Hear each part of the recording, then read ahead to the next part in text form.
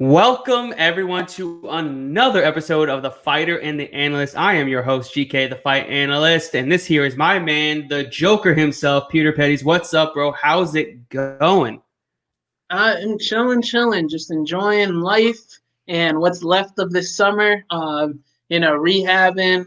Honestly, just staying in shape. Think I'm gonna get back to full time training this week.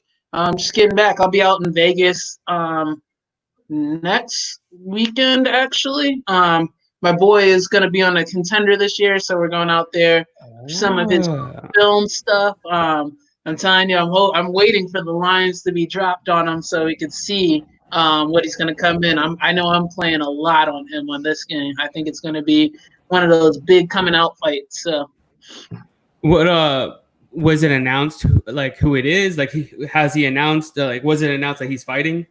yeah, I Already? actually don't. I know it was announced a few weeks ago.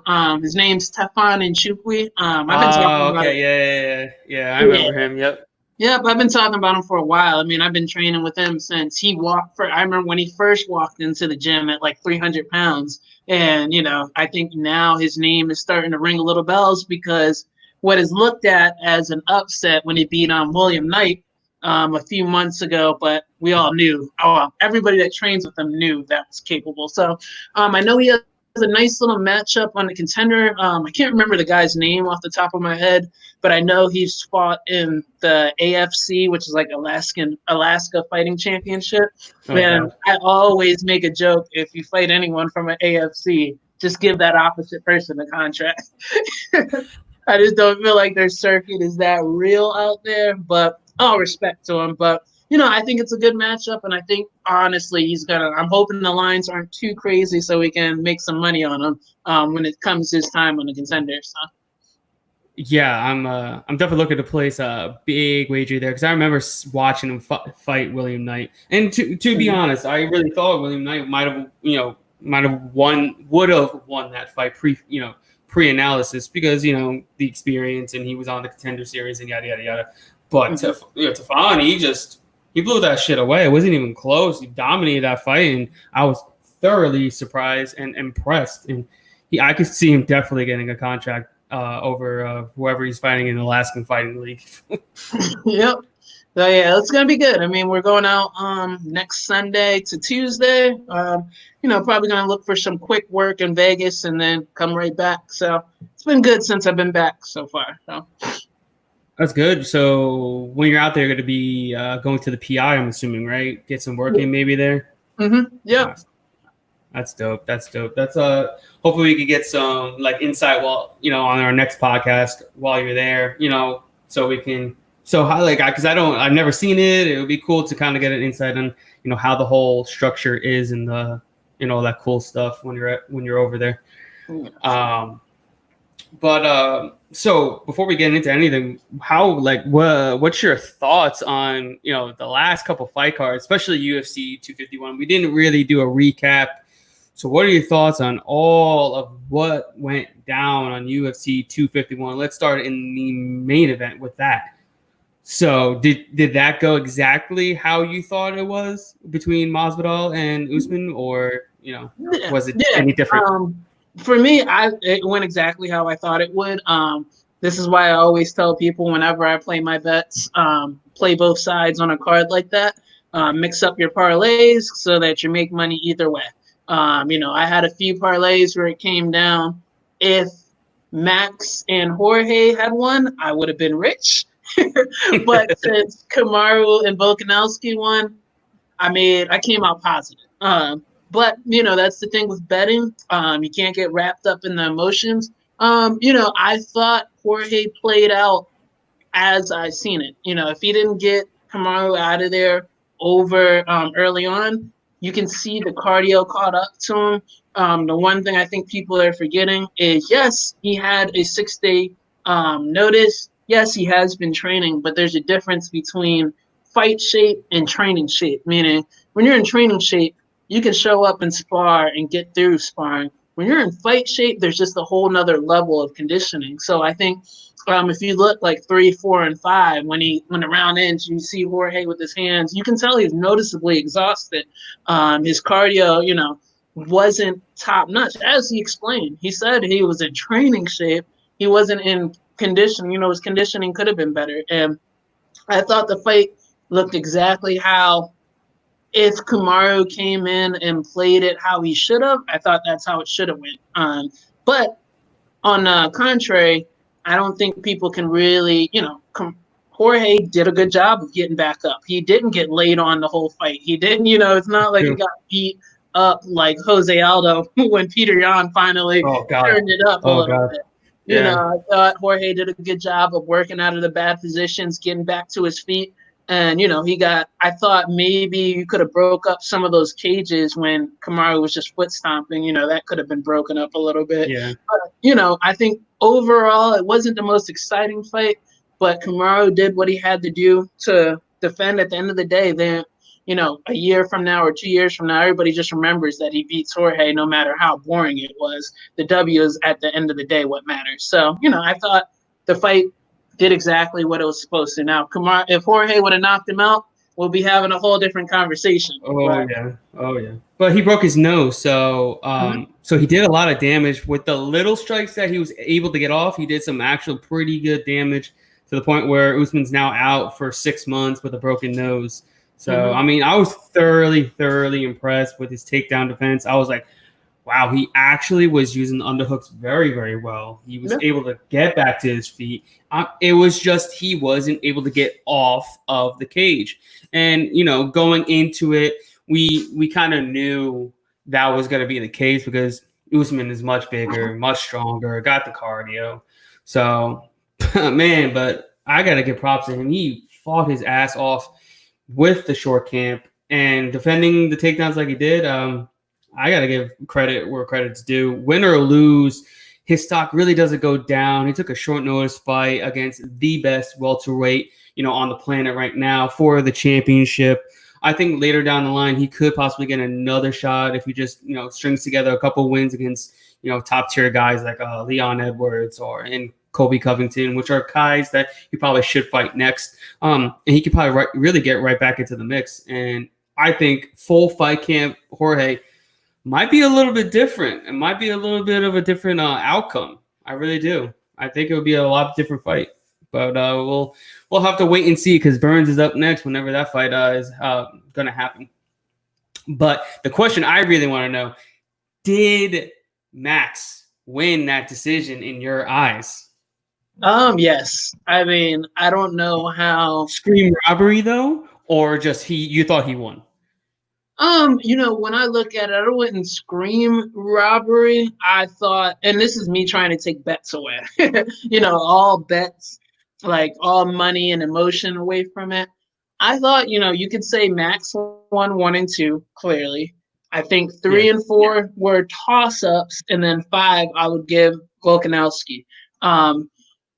And all of it, yes, I would have gave it to Max, honestly, because I thought 1 and 2 were more definitive than 3 and 4 for Volkanovski. And I think it just goes back to another thing of how do you rate a fight? It's if you're looking at fights from a total fight standpoint, Max dropped him I think first and second round, but I do think Volkanovski finished the fight strong.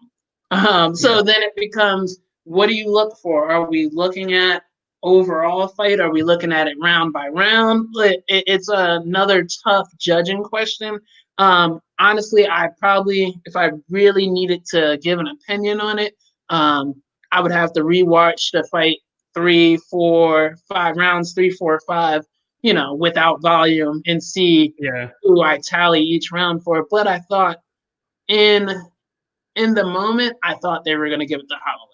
And I was surprised when they gave it to Volkanovski.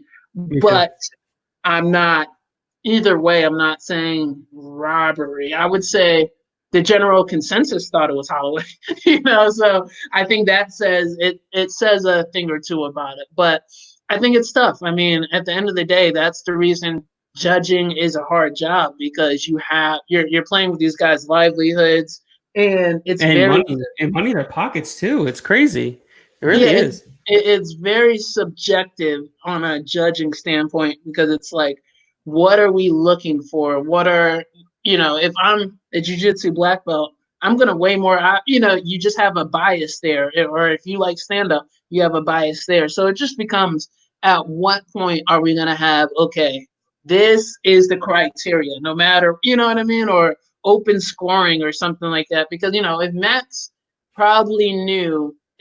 knew it was 2-2 going into that fifth, he might have fought the fifth round differently, as opposed to thinking he's up maybe 3-1 or 4-1, It's I was talking to Josh Emmett the other day about this, and open scoring, I think, should be if you ask all the fighters, I'm asking you, but open scoring should be the way to go here, right? Yeah. I mean, I think I don't have nothing wrong with it. I mean, we're in the only sport where you go into the next round and you're like, I don't know who's winning. Imagine basketball where they're scoring points, but they don't show you the scoreboard and you're just going and you're like, are we winning? Anyone know what the score is? True. That's so true. Or like baseball or football, a football team, there's different situations and different plays for different situations. MMA is the only sport where you're like, I think we're winning, or I think we're losing. I don't know. Yeah. So, I think it should be scored openly. Yeah, no, I'm 100% with you. Like I was saying on my other podcast, Invicta does the open scoring. Hey, look, I thought it was great. They showed the fighters they're scoring on like an iPad in between rounds, and I feel like it made the fights a lot more competitive come that third round.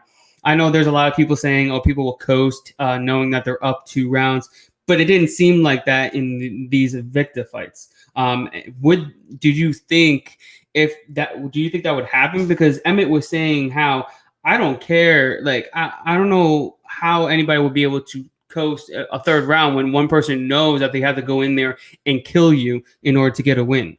You know what I mean? Would that really happen if we had open scoring?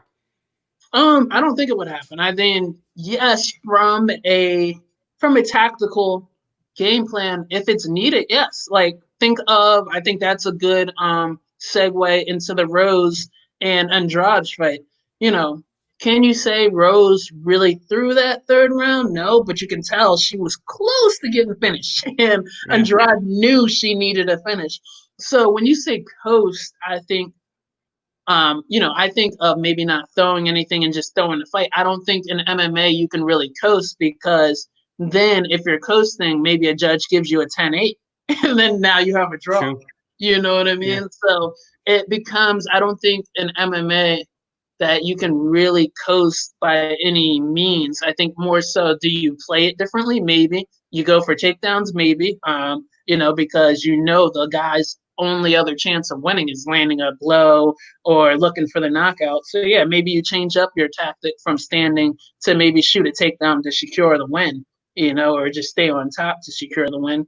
But I wouldn't say coasting. MMA coasting is almost like you can't really do it, Yeah.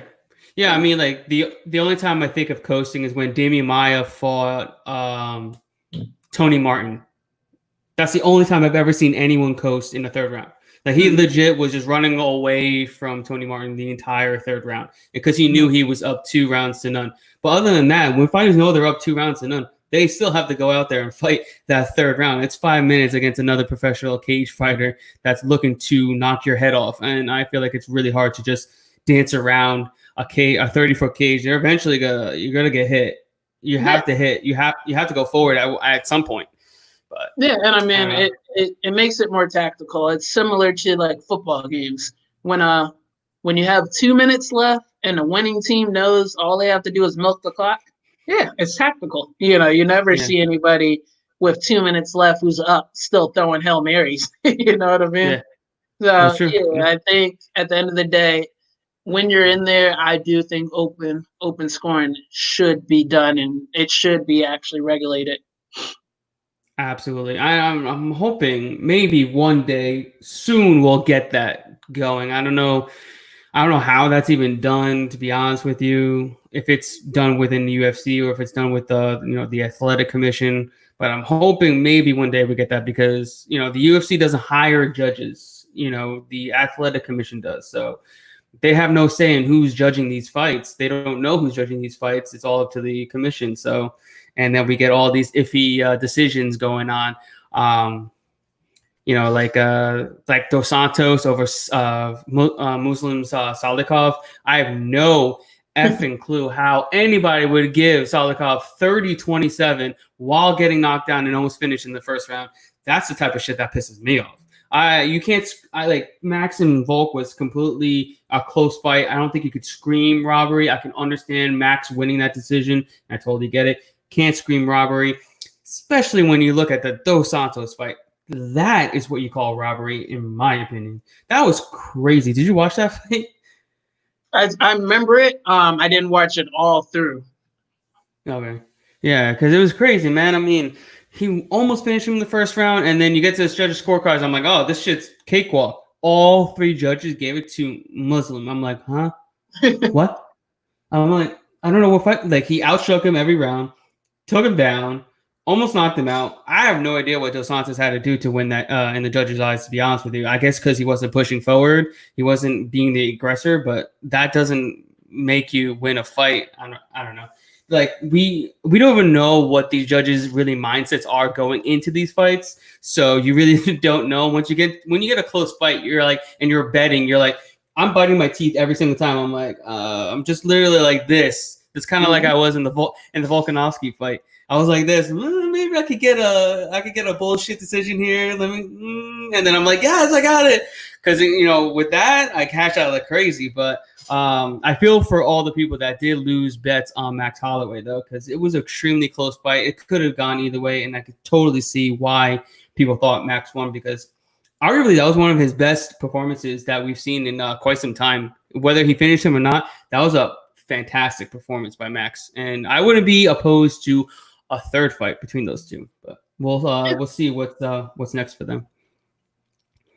But with that said, let's get down to breaking down these fights and making some money. This is a very, very hard card to really cap because there's a lot of newbies, debuters, and people who really don't know too much about. But we're here to make you money either way. So first up on the preliminary card in the heavyweight division, we have a fight between Carlos Felipe and Sergey Spivak. Right now, Spivak is a minus 172 favorite, and the comeback on Felipe is a plus 152 underdog.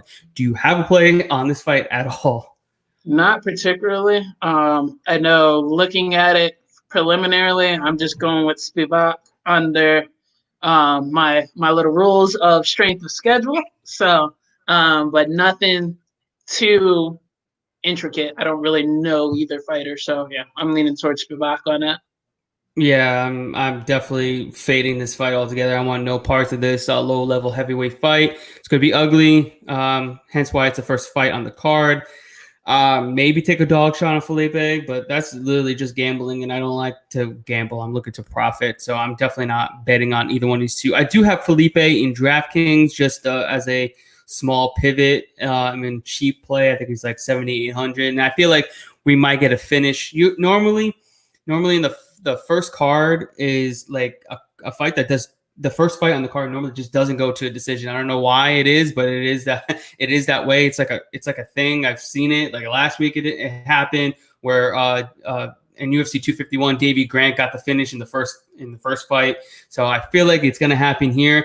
So that's why I'm kind of taking the dog shot on DraftKings. But other than that, I'm steering far, far away from this fight, and I do not want anything to do with it.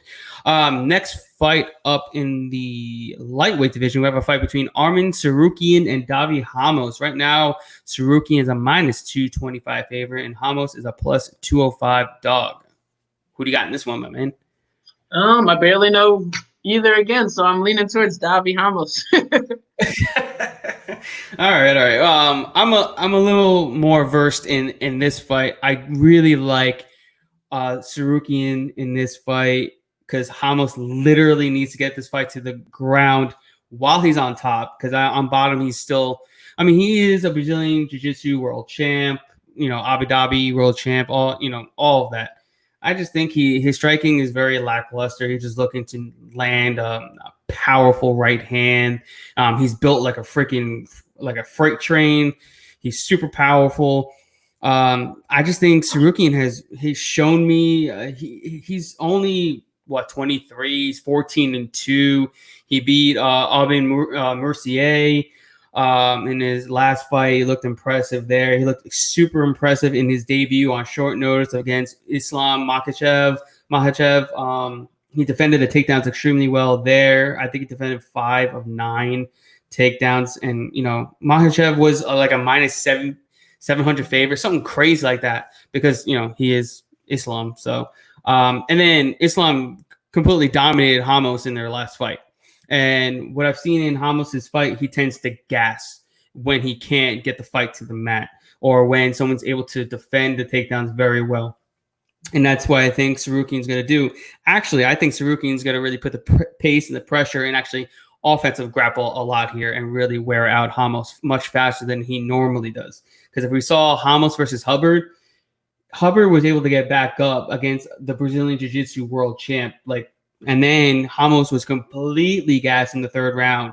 And Hubbard actually started landing some shots. And you're talking about Hubbard that took that fight on 5 days notice, UFC debut. Ramos was a massive favorite in that fight too. And then he's also beaten absolutely nobody in his UFC career. I think he's beaten I think 3 or 4 guys that aren't even in the UFC anymore. And he got outstruck by Sergio Moraes. So that's nothing to write home about at all, because another Brazilian Jiu-Jitsu black belt outstruck another Brazilian Jiu-Jitsu black belt. So I'm really big on Sarukian here. I think he has a really high ceiling, and the sky's the limit for this kid. And I know he's been training at Tiger Muay Thai. So he's been getting in an actual full camp, and he looks completely jacked. And Ramos actually needed the entire time. I think he was the second to last person to weigh in on the scales. So maybe he didn't have that great of a camp. Maybe he hasn't been training all that well over in Brazil. Who knows? I don't know. But I'm all over Sarukian here. I know it's -225. He may be taken by decision. Probably going to be a decision type of fight. But actually, this is somebody I would kind of lay the juice on. I just think he's a real deal at 155 pounds. So next up in the flyweight division, we have a fight between Malcolm Gordon and Amir Albazi. Right now, Albazi is a -140 favorite, and Gordon is a +130 underdog. Do you got anyone in this fight, my man? I think this is actually a sleeper fight. And reason is, I know Malcolm Gordon from the Canadian circuit. He came up there in TKO, and then I know Amir, he fought Shorty Torres not too long ago, and that was actually a really good fight. So I think this is actually one of those sleeper flyweight fights that will see a lot of action, and I think it's a toss-up fight, honestly. Yeah. I thought Amir looked really good against Shorty, and Malcolm, he hasn't really been tested, I think, on the TKO circuit. He has a few early losses in which he got finished, so I'm leaning towards Amir on this one.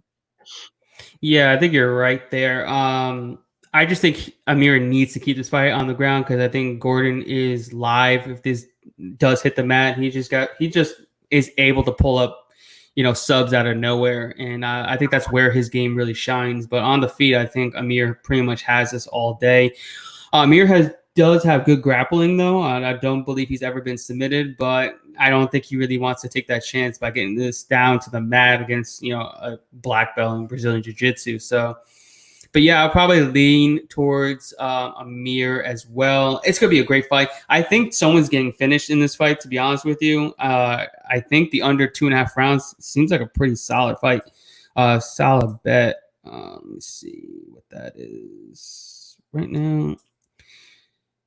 Wow, they have the over/under set at 1.5 rounds. That's kind of crazy. In a flyweight fight, over 1.5 rounds. Nice. I've never seen that before, especially against two guys that are they're both debuters. They have it at over 1.5 rounds. I would take that over 1.5 rounds at -177. I normally like taking over 1.5 rounds against in the smaller weight classes, because they're normally more durable and they don't pack a ton of power. But yeah, I really like that play a lot. Over 1.5 rounds, that's It's definitely winnable there. I'm definitely going to take that. And then you have under 2.5 rounds at minus 130 on Bet DSI, and it's plus 110 on William Hill.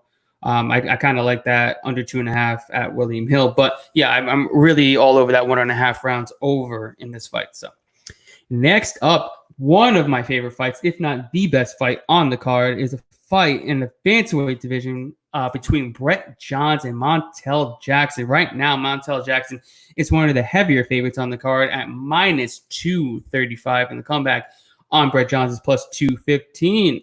Who do you got in this one? My boy Brett Johns. And reason for, I mean, Brett Johns, I've known for a while, coming up on the Titan circuit, and just watching him develop throughout in his UFC career. And I mean, his losses are to top prospects. Even outside of that, his most recent fight with my other boy,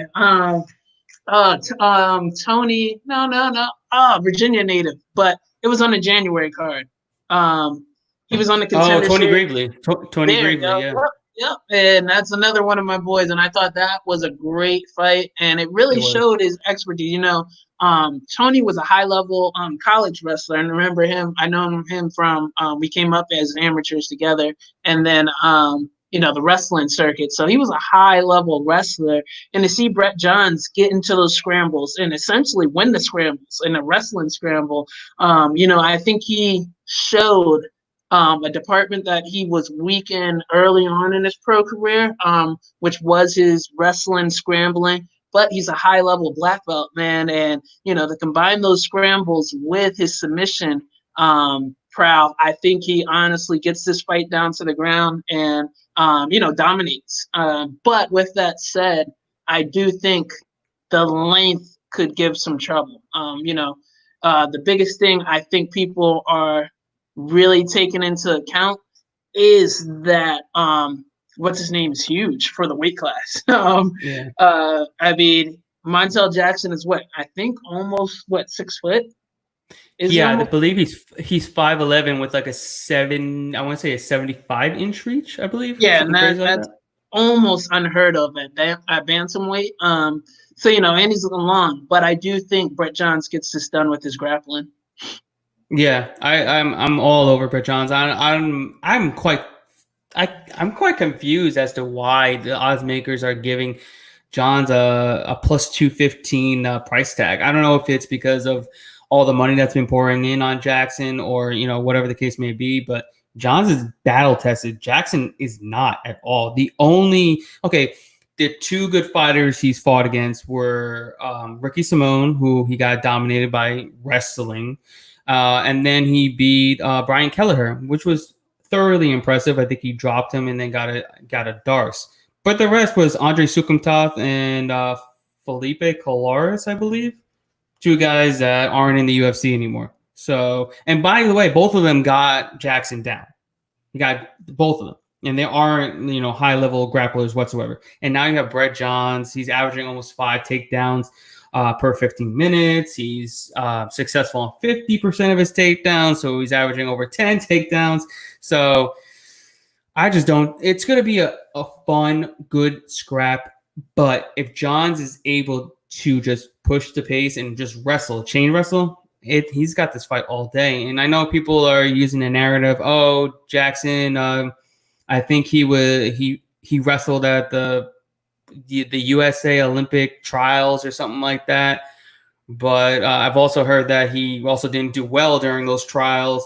So that's kind of thing. But if we've seen him against Ricky Simone, you really would never think that he ever wrestled on the USA Olympic kind of trial level.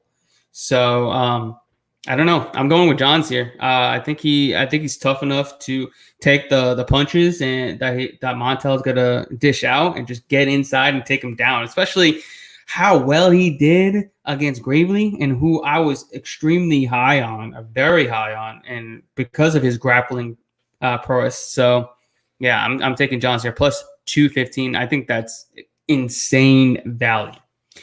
Next up in the lightweight division, we have a fight between Joe Duffy and Joel Alvarez. Right now, Joe Duffy's a massive minus 300 favorite, and Joel Alvarez is a plus 250 underdog.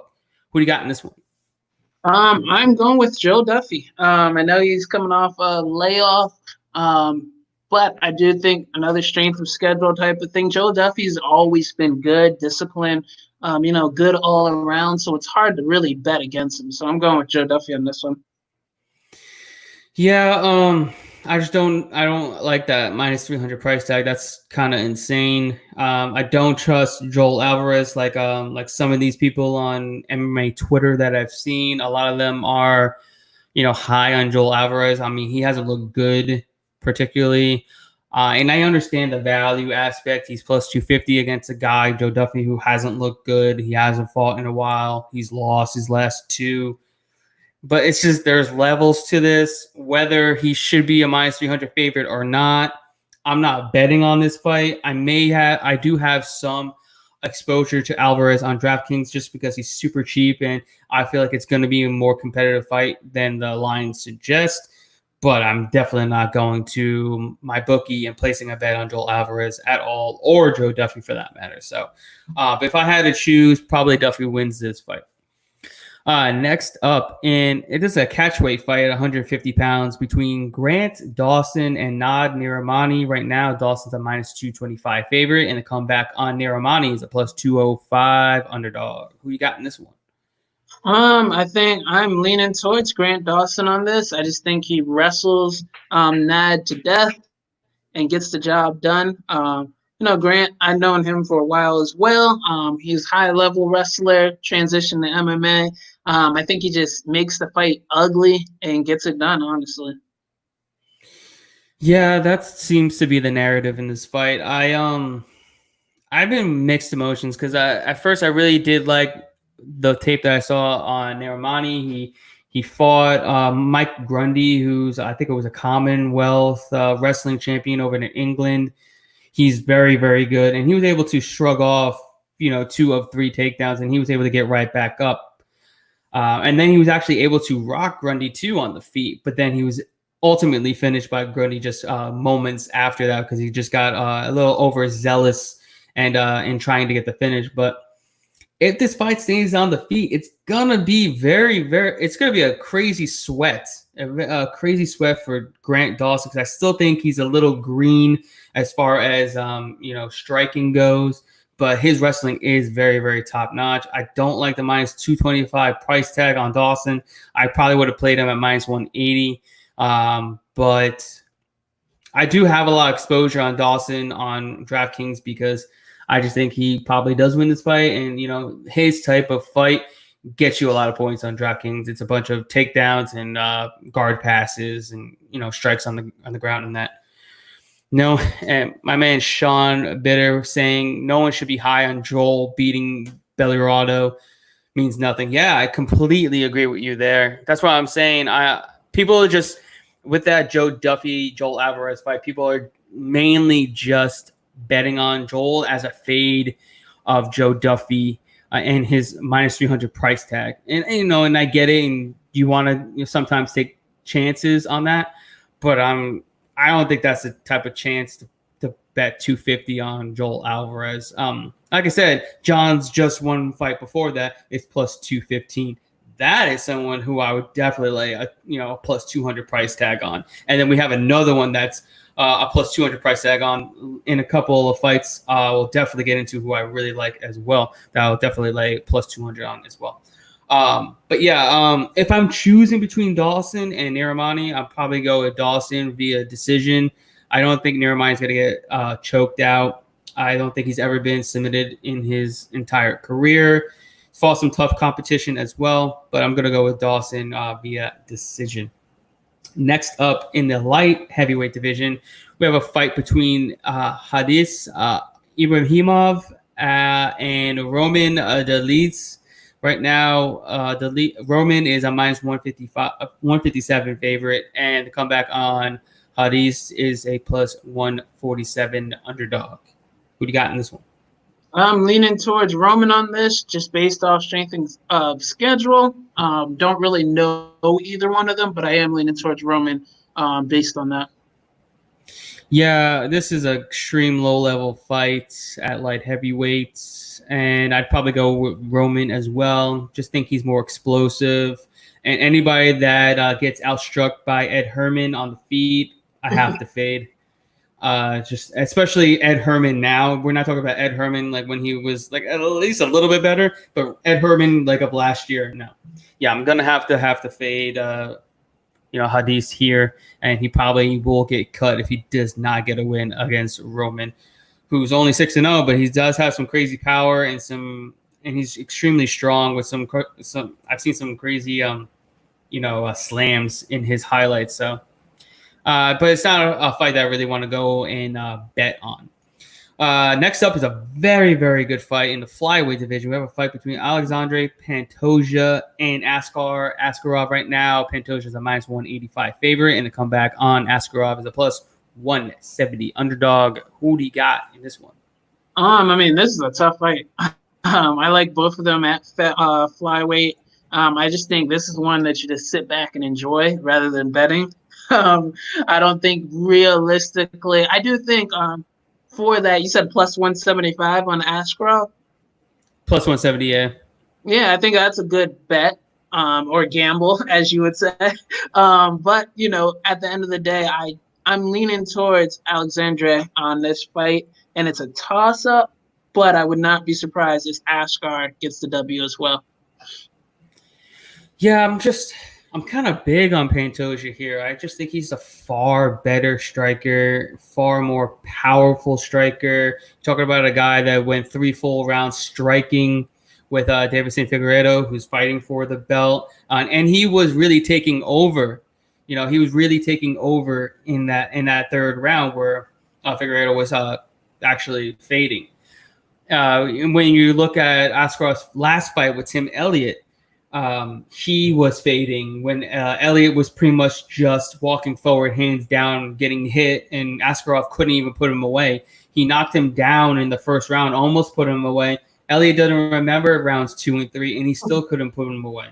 So that's the kind of thing, whereas if Askarov can't get this fight and keep it on the mat, I think it's Pantoja all day. I think he's a much better striker, much more accurate striker, throws more output, lands more, and he's got much more power. And I think if it gets to the mat, I think Pantoja has good enough sweeps and submissions to either attack to get back up or attack to actually finish.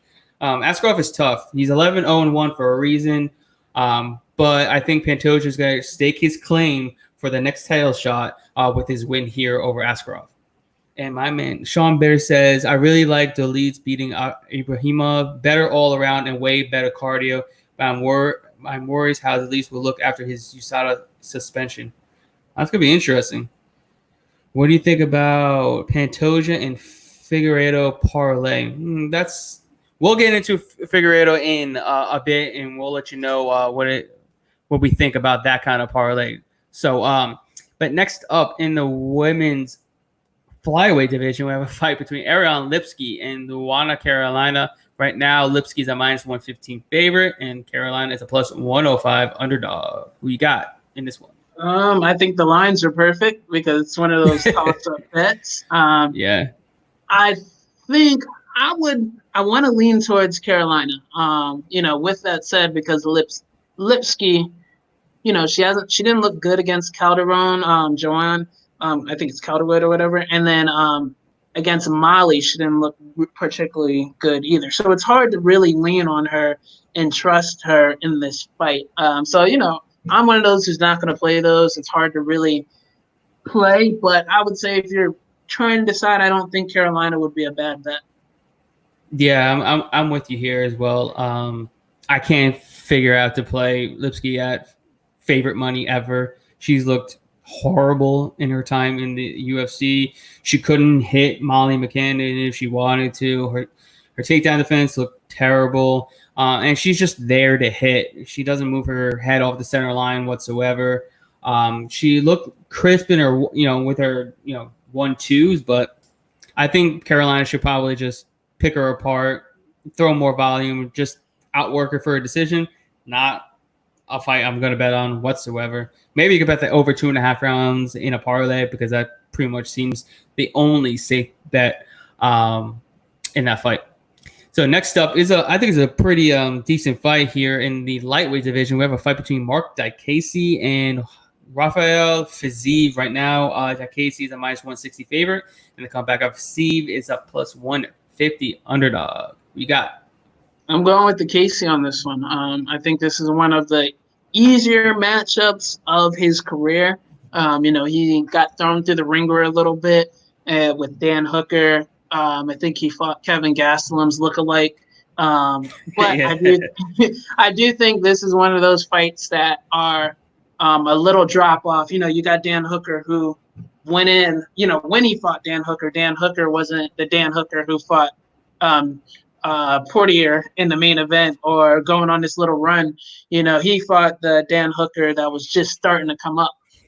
With that said, I think that fight kind of derailed the Diakese hype train that he had at the time. But I do think he's still dangerous, flashy, explosive. I think he shows out a little bit during this fight. So I'm going with Diakese on this one. This is gonna be a great fight, especially if it stays on the feet, because Fiziev is a very well-known striker. He is the head coach over at Tiger Muay Thai in Thailand. So this guy has crazy striking. His leg kicks are insane. He's got some crazy power. But Diakese's got power too, and he's the more well-rounded fighter. Training out American Top Team. He's got the better camp, in my opinion, there as well. I think Diakese it's going to need a grapple here and to get this win, because I think Fiziev will give him troubles if it stays on the feet, because he's got power and he can bang out with pretty much anybody. But if I'm picking, I really don't want to bet on this fight, but I'll probably go with Diakese because I think he's a better all around fighter. Fought the far better competition, night and day better competition, and he probably should get the nod via decision here. Next up in the co-main event of the evening, we have a fight between Jack Hermansson and Kelvin Gastelum. This could be a great one. Right now, Hermansson's a minus 110 favorite, and the comeback on Gastelum is a plus 100 underdog. Who do you got in this one, my man? Yeah, it's a tough fight to really call. I like Kevin Gastelum. I'm huge. I think he's another one of those guys who's just going through that ringer of opponents. You take arguably fight of the year candidate in that Israel Adesanya fight, and then you go to that Darren Till split loss. It's hard to feel for him, not to feel for him, because either before that fifth round, we could possibly be looking at Kevin Gastelum as the welterweight champ. Middleweight champ. Before that fifth round with Israel, that's a toss-up fight. And then you go with Darren Till. He arguably could have won that fight, but then you got Jack. I don't know about that. Split decision, arguably. You never know. But it should have been. I think it should have been unanimous decision for Darren Till. I agree. I think one of the judges gave 30-27 to Kelvin Gastelum. People were like, "Huh?" See, that's kind of judging what we're talking about earlier. That's MMA. But with that said, I'm big on Jack here coming in. He's coming down a weight class, I believe, too. And I just think he may be too big, too technical. It's a tough fight to really call. I'm sitting on it just because I think this is literally one of those coin flips. Let's see what happens. I think it's better. There's not really value on each side to really bet on either one. But I think it's a good fight nonetheless. I'm actually quite big on Hermansson here. And I got him at plus 100 earlier in the week. I just think he's the all-around better fighter. He's going to throw more volume. He's going to land more. And he's by far the better grappler, which is kind of crazy because Kelvin Gastelum was a standout wrestler on, Ultimate Fighter. But then he turned striker once he won. So it kind of... I don't know what happened there. Maybe change of camps, or he just found a new love in his striking because, he's got power in his hands. I don't know what it is, but he doesn't fall back on his wrestling anymore. He's been taken down numerous times over the course of his career. And I just don't, he looked extremely bad against Darren Till, in my opinion. I think that was arguably one of his worst performances in years, next to his fight against Chris Weidman. And then if you look at who he's beaten over the last like 4 years, no one's been under the age of 36 years old. He beat Souza, Bisbing, Belfort, and Tim Kennedy in the last 4 years. Not one of them is 3 of the 4 is not even in the UFC. No, 3 of the 4 is retired right now, and they're not in the UFC. He's not beating anybody. And then before all that, he beat Johnny Hendricks. So he's literally not beating anybody worthwhile to even mention in the last 5 years. And then you have Jack Hermanson. I mean, the only people that have ever stopped him were Jared Cannonier and Thiago Santos, 2 guys that hit way harder than Kelvin Gastelum ever will. So I really do think that Kelvin Gastelum is a KO or bust here. Don't get me wrong. Could it happen? Yes. But he literally has to get a KO to win this fight because he's not going to be the busier fighter. He's not going to be the one defending the takedowns. He's going to get taken down. And it really comes down to whether Jack is not going to gas. And if he gassed like he did against Cannonier in the first round, then it's going to get dicey. But if he's on point, like he looked at the weigh-ins, he looked absolutely on point. His weight was on point. He was ripped. He should win this fight. And he's got that 6-inch reach advantage. He's 4 inches taller as well. So I think all the signs point to Jack winning this fight. And I got a really good price at him at even money at plus 100. And I went a little big on him. So we'll see if that plays out tonight, just like I'm kind of hoping for. And in our main event of the evening, we have a flyweight championship on the line between Davison Figueiredo and Joseph Benavidez. Right now, Figueiredo is a minus 230 favorite. And the comeback on Benavidez is a plus 210 underdog. What do you got for this flyweight championship bout? I'm going Figueiredo. I think it's even tougher not to go with them after the last fight in Virginia, other than him missing weight. So yeah, I'm leaning with him on this fight. I think he looked all around great and has been looking great. I feel for Joey. You want him to go off into that sunset with the title, but it's hard to really go with him in this matchup, honestly. Really? You think it's hard in a fight where he was winning in the first fight before the clash of heads? I mean, right now, I think it's just hard for me to believe in it. And what I mean by that is I feel like he's in that phase where he's training between, especially when you add in COVID between their last fight, it's tough to really lean with them to make those adjustments after that fight. And yeah, you're right. He was winning before the headbutt. But I'm leaning towards Figueiredo on this one. I think he just gets it done. I feel you. I mean, a lot of people on Figueiredo, and a lot of people are very high on him. I mean, granted, he got a knockout, but minus 230 price tag is ridiculously crazy. I have no idea why this price tag is so extremely high off a fight where that he was down 2-0. I don't think it was even close. He was doubled up on strikes, doubled up on output in the first 2 rounds before the clash of the heads.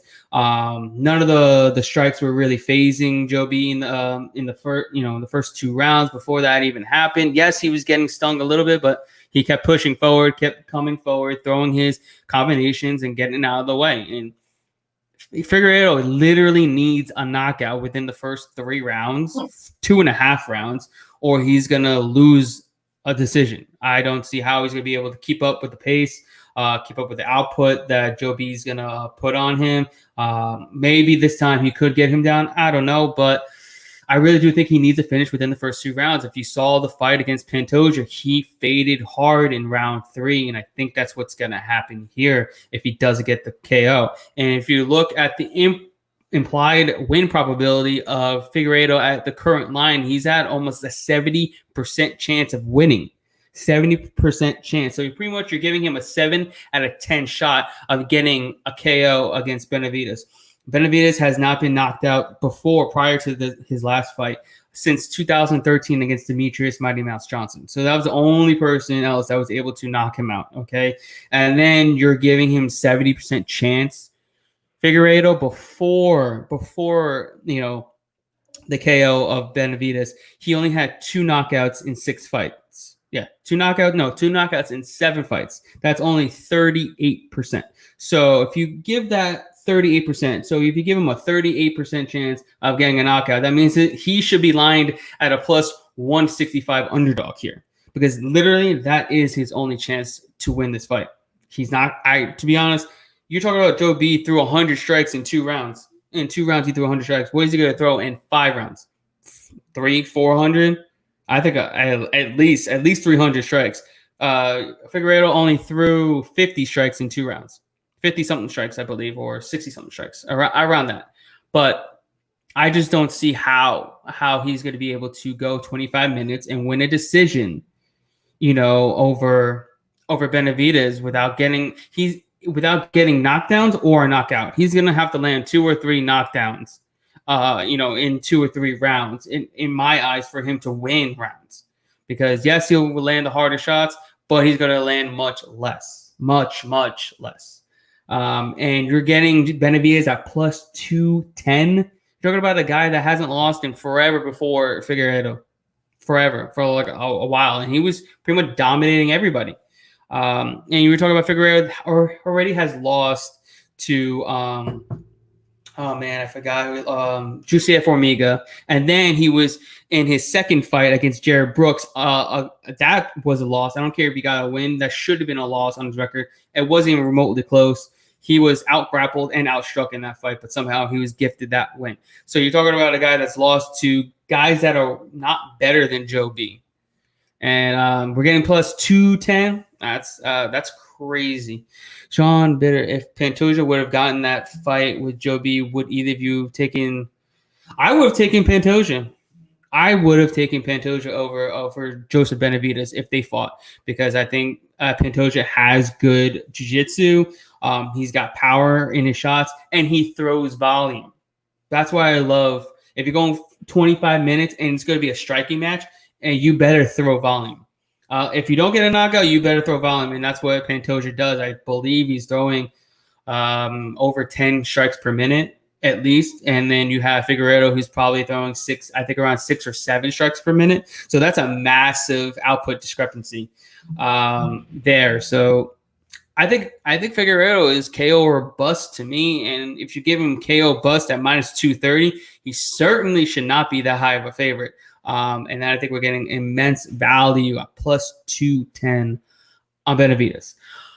So that's our breakdown of this night's fight card. But before we go, who would you give out as like your best bet on the card? Best bet. I think my personal best bet and what I'm going to play, so hopefully the MMA gods swing in our favor, is Brett Johns. I'm going with Brett Johns. I'm going to play that. I'm thinking about tying Brett Johns with someone. I mean, you sounded convincing on the Joey B, so I may play Brett Johns with a small little parlay and Joey B. That's a good payout. That is a good payout. For very small. Yeah, so, I think you convinced me to go with that. I may play Brett Johns with a little bit of Joey B action to make a little bit of money. You can play with both of them being such big underdogs. You can put a small bet and it'll pay out pretty good. So, but I am very high on Brett Johns in this fight.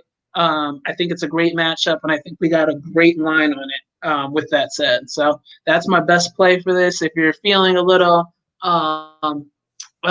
friendly tonight on this Saturday night and you got a little bit of extra money to blow, try and play Brett Johns with Joey B and see if we get paid on that one. Yeah, that'd be a great payday for anybody.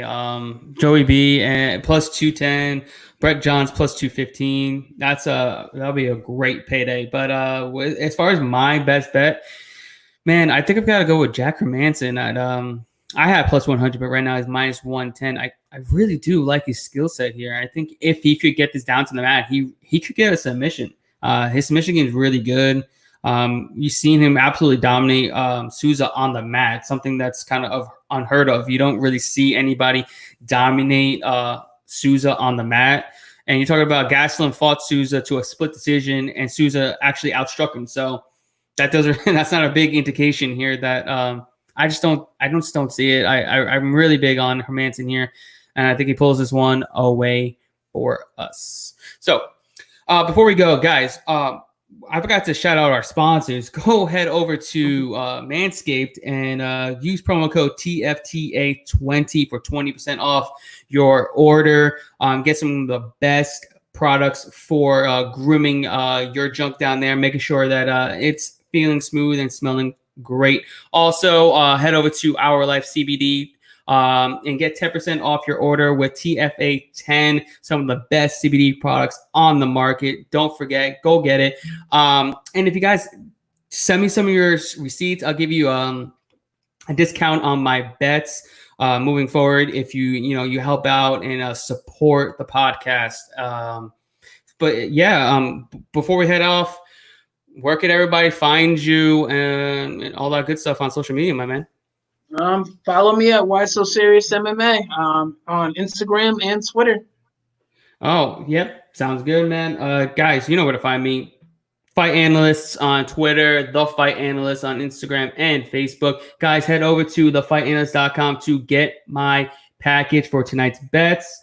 It's only $25. We've made a ton of money. We're talking almost 15 units in just the last 2 fight cards. If you're a $100 bettor, that means you won $1,500 in the last 2 fight cards we had. And we're looking to make at least 5 more units this week because this weekend tonight, because that means we're on a 20 unit week, not a month, not a year. We're talking 20 unit week. That means $100 bettors would be making $2,000 in just 1 week's worth of bets and fights. That's unheard of in this sport. You have some of these MMA cappers making 20 units in a year. That's right, 20 unit profit in a year. Screw that. We make that in a week here. So get these plays, head over to thefightanalyst.com and let's make this money. So we will be back next week to cash out some more bets for you guys. With that said, we're out of here. You have a great weekend and let's cash these bets. See you at the ticket window. Adios. We out.